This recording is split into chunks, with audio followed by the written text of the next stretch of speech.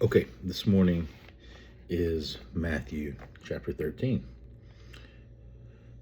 Later that same day, Jesus left the house and sat beside the lake.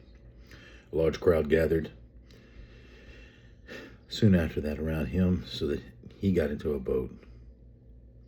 Then he sat there and taught as the people stood on the shore. He told many stories in the form of a parable, such as this one.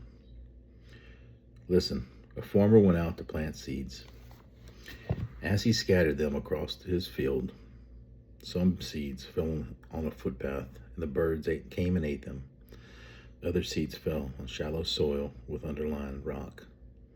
The seeds sprouted quickly because the soil was shallow, but the plants soon withered under the hot sun, and since they didn't have deep roots, they died. Other seeds fell among the thorns that grew up and choked out the tender plants. Still, other seeds fell on fertile soil, and they produced a crop that was 30, 60, and 100-fold, as much as had been planted. Anyone with ears should listen and understand. His disciples came and asked him, "Why do you use parables when you talk to people?"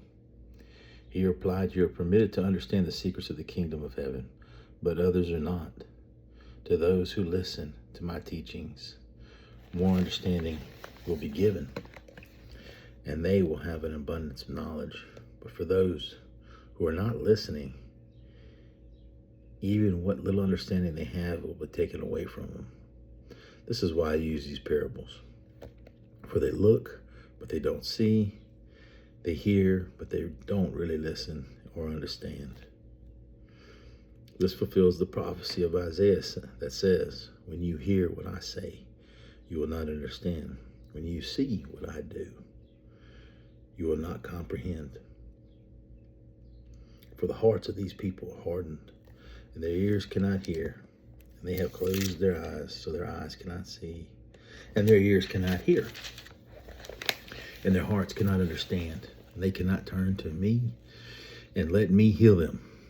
But blessed are your eyes because they see, and your ears because they hear. I tell you the truth, many prophets and righteous people long to see what you see, but they didn't see it. And they long to hear what you hear, but they didn't hear it. Now listen to the explanation of the parable about the farmer planting the seeds. The seed that fell on the footpath represents those who hear the message about the kingdom. They don't understand it. Then the evil one comes and snatches away the seed that was planted in their hearts. The seed on the rocky soil represents those who hear the message and immediately receive it with joy. But since they don't have deep roots, they don't last long. They fall away as soon as they have problems or are persecuted for believing God's word. The seed that fell among the thorns represents those who hear God's word, but all too quickly, the message is crowded out by the worries of this life and the lure of wealth. So no fruit is produced.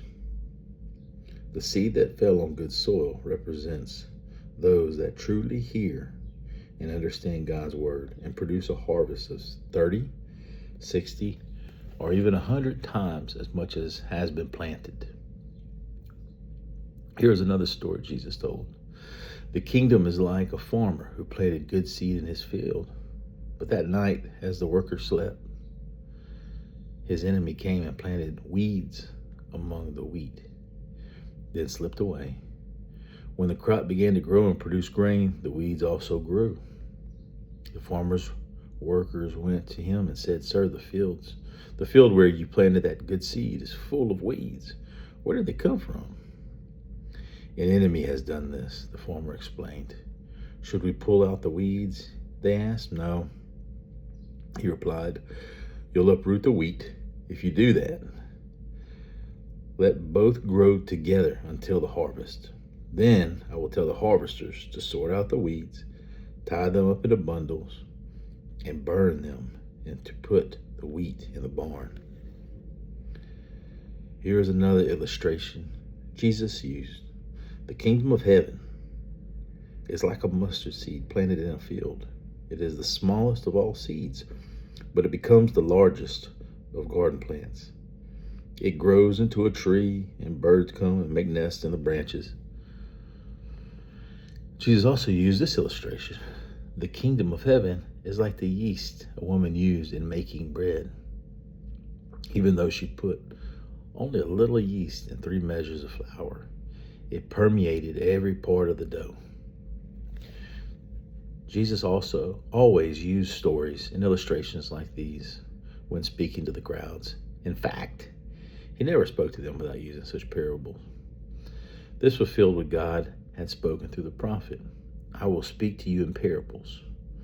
I will explain things hidden since the creation of the world. Then, leaving the crowds outside, Jesus went into the house. His disciples said, "Please explain to us the story of the weeds in the field." And Jesus replied, "The Son of Man is the farmer who plants the good seed. The field is the world, and the good seed represents the people of the kingdom.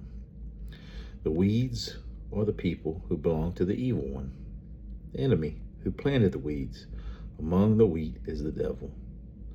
The harvest is the end of the world, and the harvesters are the angels. Just as the weeds are sorted out and burned in the fire, so it will be at the end of the world. The Son of Man will send his angels, and they will remove from his kingdom everything that causes sin and all who do evil. And the angels will throw them into the fiery furnace, where there will be weeping and gnashing of teeth. Then the righteous will shine like the sun in their Father's kingdom. Anyone with ears to hear should listen and understand. The kingdom of heaven is like a treasure that a man discovered hidden in the field. His excitement, he hid it again and sold everything he owned to get enough money to buy the field.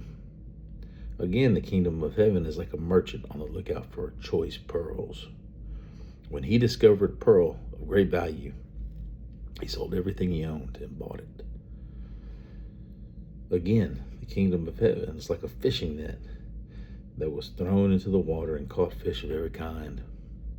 When the net was full, they dragged it up onto the shore, sat down, and sorted the good fish into crates, but threw the bad ones away. That is the way it will be at the end of the world. The angels will come and separate the wicked from the righteous, throwing the wicked into the fiery furnace, where there will be weeping and gnashing of teeth. Do you understand these things? Yes, they said, we do. Then he added, every teacher of religious law who becomes a disciple of the kingdom of heaven is like a homeowner who brings from his storehouse new gems of truth as well as old. When Jesus had finished telling these stories and illustrations, he left that part of the country. He returned to Nazareth, his hometown. When he taught there in the synagogue, everyone was amazed and said, where does he get his wisdom and power to do miracles? Then they scoffed. He's just the carpenter's son. And we know Mary, his mother, and his brothers, James and Joseph, Simon and Judas. All his sisters live right here among us. Where did he learn all these things? And they were deeply offended and refused to believe him. Then Jesus told them, a prophet is honored everywhere except in his own hometown and among his own family. And so he did only a few miracles there because of their unbelief.